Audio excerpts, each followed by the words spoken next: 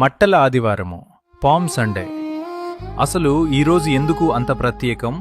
యేసుక్రీస్తు ఎందుకు గాడిద పిల్లపైనే యెరూషలేములోకి ప్రవేశించారు? అక్కడ జనాలు ఖర్జూరపు మట్టలు పట్టుకుని ఎందుకు యేసయ్యకి స్వాగతం పలికారు? మనం వివరంగా తెలుసుకుందాం. పామ్ సండే అంటే యేసుక్రీస్తు తన మరణానికి ముందు విజయవంతంగా యెరూషలేము పట్టణంలోకి ప్రవేశించిన రోజు. దీని గురించి జకరియా గ్రంథంలో 100 ఏళ్ల క్రితమే ప్రవచించబడింది. ఒకసారి బైబిల్లోని జకరియా గ్రంథము 9వ అధ్యాయము 9వ వాక్యం చదువుదాం.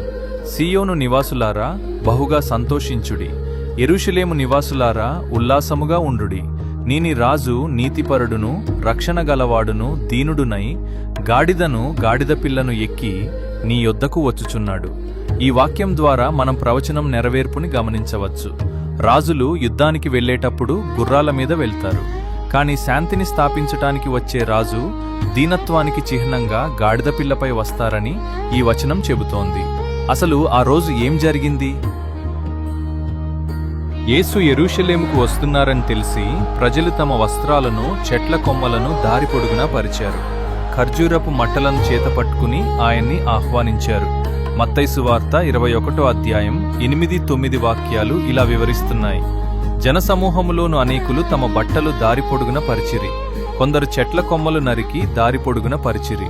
జనసమూహములలో ఆయనకు ముందు వెళ్ళుచుండిన వారును వెనుక వచ్చుచుండిన వారును దావీదు కుమారునికి జయము, ప్రభువు పేరట వచ్చువాడు స్తుతింపబడునుగాక, సర్వోన్నతమైన స్థలములలో జయము అని కేకలు వేయిచుండిరి.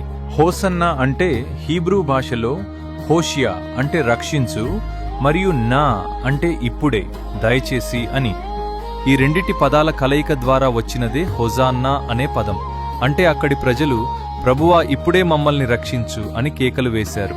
అంటే ఈ పదాన్ని ఒక ప్రేయర్ లాగా, ఒక విన్నపంలాగా వారు యేసయ్య ముందు పలికారు. ఆ రోజుల్లో ఇశ్రాయేలీయులు రోమా సామ్రాజ్యం కింద బానిసలుగా ఉండేవారు. యేసుక్రీస్తు గాడిద పిల్లపై యెరూషలేములోకి ప్రవేశించినప్పుడు వారు ఆయన్ని ఒక రాజకీయ నాయకుడిగా వచ్చి రోమా సైన్యాన్ని తరిమికొట్టి తమకు స్వతంత్రం ఇస్తాడని ప్రజలు ఆశించారు. కాని యేసయ్య వచ్చింది రోమా ప్రభుత్వం నుండి విడుదల ఇవ్వడానికి కాదు, పాపం నుండి విడుదల ఇవ్వడానికి. ఆయనని రోమన్ సైనికులు బందీగా పట్టుబడటం చూసిన ప్రజలు ఈయన మనల్ని రోమీల నుండి రక్షించలేడు అని నిరాశ చెందారు. ఆ నిరాశే ద్వేషంగా మారింది. దీనికి కారణం అప్పటి మత పెద్దల కుట్ర. వారు అక్కడి ప్రజలను యేసయ్యకి వ్యతిరేకంగా రెచ్చగొట్టారు. ఆదివారం హోసన్నా అని పాడిన అవే గొంతులు శుక్రవారం సిలువ వేయండి అని ఎందుకు అరిచాయి? ఎందుకంటే వారు లోక సంబంధమైన రక్షణను ఆశించారు, కాని దేవుడు ఆత్మ సంబంధమైన రక్షణను ఇవ్వాలని ప్రణాళిక వేశారు. ప్రజలు తమ స్వార్థం కోసం దేవుని ప్రేమను గుర్తుపట్టలేకపోయారు. అది సరే, మరి ఈ ఖర్జూరపు మట్టల ప్రాముఖ్యత ఏంటి అని మీలో కొంతమందికి సందేహం ఉండొచ్చు. దీనికి 3 ప్రధానమైన కారణాలు ఉన్నాయి. 1, పురాతన కాలంలో ఖర్జూరపు మట్టలు అంటే విజేతలకు ఇచ్చే గౌరవ చిహ్నం. 2, శాంతికి చిహ్నం. యేసయ్య శాంతికి రాజు, ప్రిన్స్ ఆఫ్ పీస్ అని చాటి చెప్పడం. 3, సమర్పణ. ప్రజలు తమ బట్టలు పరిచినట్లుగా మనం మన హృదయాలను ఆయన ముందు పరచాలి. సో ఈ పామ్ సండే కేవలం చర్చికి వెళ్లి మట్టలు పట్టుకోవడం మాత్రమే కాదు, మన హృదయాల్లోకి ఆయనకు ఆహ్వానం కల్పించడం.